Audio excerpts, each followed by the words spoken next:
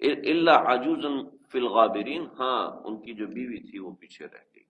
ہوا یہ کہ حضرت لوط علیہ السلام کو کے پاس بہت سے مہمان آیا کرتے تھے، تو قوم نے کہا دیکھو ہم تو لڑکوں پہ عاشق ہیں، لہٰذا اگر کوئی لڑکا آتا ہے تو ہم چھوڑیں گے نہیں۔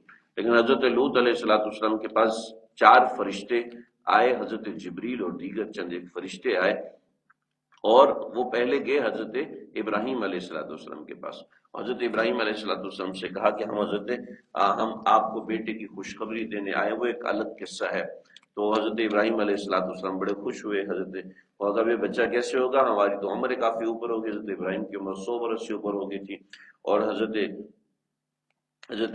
سارہ علیہ السلام کی عمر 80 برس سے اوپر ہو چکی تھی، تو کیسے ہوگا؟ بتایا کہ یہ اللہ رب العزت کا حکم ہے، اور اللہ کے حکم کے سامنے تو کچھ بھی ہو سکتا ہے۔ چنانچہ وبشرناہ باسحاق، حضرت اسحاق کی خوشخبری دی۔ کہا جی اب کہاں جانا ہے؟ کہ جی اب ہم نے حضرت لوط علیہ السلام کی قوم پہ جانا ہے اور ان پہ اللہ کا عذاب نازل کرنا ہے۔ کبھی اس میں تو لوط بھی ہے، اس میں لوط بھی، اور وہ اللہ کے پیغمبر ہیں، کہ تمہیں نہیں پتا؟ کہ جی ہمیں پتا ہے، ہم ان کو بچا لیں گے۔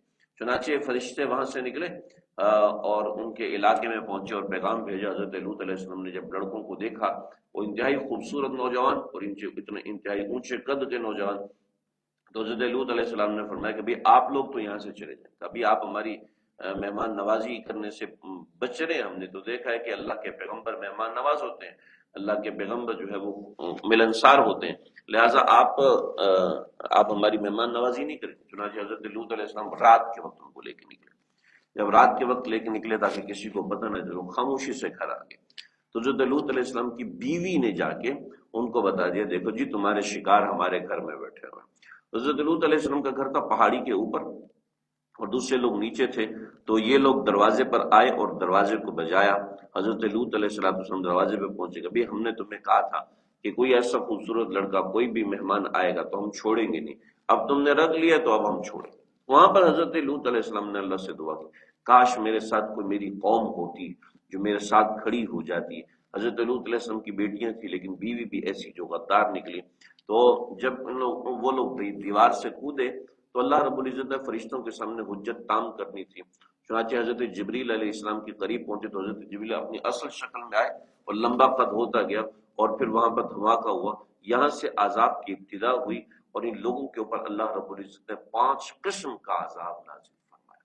اللہ ہماری حفاظت فرمائے کہ جب انسان بے حیا ہوتا ہے تو پھر اس کے اوپر اس نوعیت کے عذابات آتے ہیں۔ لیکن کیا ہے، حضرت لوط علیہ السلام اور حضرت لوط علیہ السلام کے گھر والے، یعنی ان کی بیٹیاں وغیرہ جو تھیں، وہ سب کے سب تو نکل گئے، اور یہ فرمایا کہ پیچھے مڑ کے نہیں دیکھنا، جو اس قوم میں ہوگا اللہ ان پہ پتھروں کی بارش فرمائیں گے، لیکن آپ لوگوں نے پیچھے مڑ کے نہیں دیکھنا۔ لیکن ان کی بیوی بھی ساتھ تھی، اس نے پیچھے مڑ کے دیکھا، اور چونکہ وہ ایسی تھی، چونکہ ایسے لوگوں سے محبت کرتی تھی جو بے حیا اور بے حیائی کے اندر مشہور ہیں، ان لوگوں سے اس وجہ سے محبت کرنا کہ ان کی بے حیائی کسی کو اچھی لگتی ہے، تو ایسے لوگ بھی ان میں شامل ہوں گے۔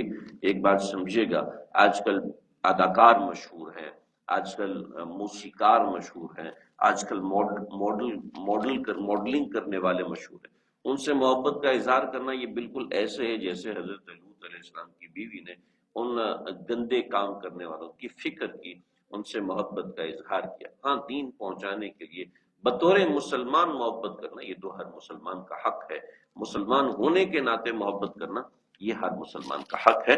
اس ناطے ہم ان کے پاس جائیں گے بھی، ان کو دین کی بات بھی سنائیں گے، اللہ کا نام بھی لینے کی ترغیب دیں گے وغیرہ وغیرہ، لیکن ان کے شعبے کی وجہ سے، ان کے اس پیشے کی وجہ سے اسے ایسے محبت نہیں کرنی۔